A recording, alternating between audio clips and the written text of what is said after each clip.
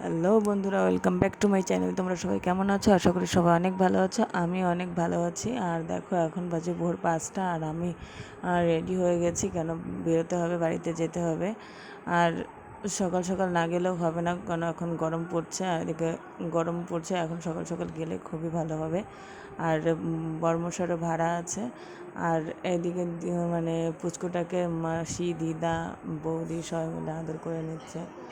কেন কয়েকদিন ছিল, খুবই মায়া পড়ে গেছে। একটা ছোট বাচ্চা তো সবার কাছে থাকলে, যার কাছে থাকে তারই মায়া পড়ে যায়। ওকে সবাই আদর করছে। আর ও মেন কথা, এখন খুবই কথা বলা শিখেছে, কথা বলতে থাকে, এটা ওটা বলতেই থাকে। আর এদিকে বড়মশাই গাড়ি বের করছে, আমাদের বেরোতে হবে। আর ওর মামির সাথে বলছে, আর মামিকে বলছি, মানে পুষ্কটাকে বলছি মামিকে টাটা দিয়ে দাও। আর এবার উঠে পড়লাম গাড়িতে। গাড়িতে ওঠার পরে আমি পিছনের সিটে বসেছিলাম, তা মাসি, দিদা সবাই বললো পিছনের সিটে বসিস না, ওর ঠান্ডা লাগবে, হাওয়া লাগবে। তাই আমি আবার ঘুরে সামনের সিটে চলে আসলাম। আর সামনের সিটে ওর মশাই টশাই সব ছিল, মশাই নিয়ে এসেছিলাম।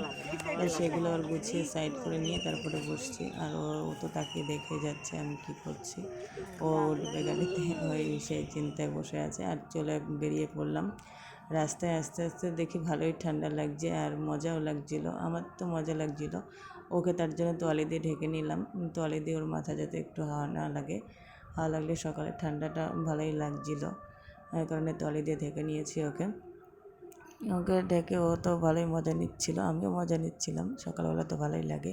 চলে আসলাম বড় ননদের বাড়িতে। বড় ননদ মাথায় একটু তেল দিয়ে দিল। বড় ননদের বাড়িতে একটু দরকার ছিল। আর তারপরে আবার বেরিয়ে পড়লাম ওই জায়গার থেকে। বেরিয়ে চলে এসেছি বাড়িতে। আর বাড়িতে ওকে ফ্রেশ করে নিয়েছি। আর দেখো, জামা কাপড় অনেক আছে, বেড়াতে গেলে তো হবেই। সেগুলো এখন ধোয়াধুয়ি করবো, ফ্রেশ হবো। নাও আমরা ফ্রেশ হই।